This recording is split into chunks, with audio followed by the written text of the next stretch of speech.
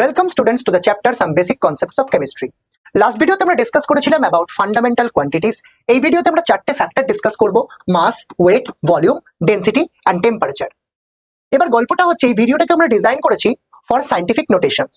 সেটা নিয়ে আমরা একটু পরে কথা বলছি, প্রথমে আগে পাঁচটা টপিককে একটু ভালো করে স্টাডি করে নিই। একদম প্রথমে আমরা যেটা স্টাডি করছি that is mass and wait.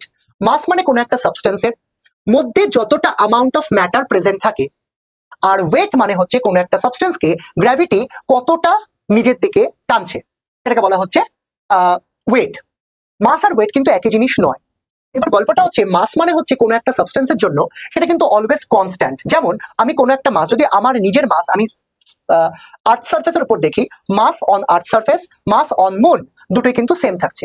But যদি আমি দেখি দুজনেরই ওয়েট, সেটা কিন্তু চেঞ্জ হয়ে যাবে। আমরা জানি 1/6 হয়ে যায়, এই গল্পটা আমাদের কাছে আছে ইনফরমেশনটা।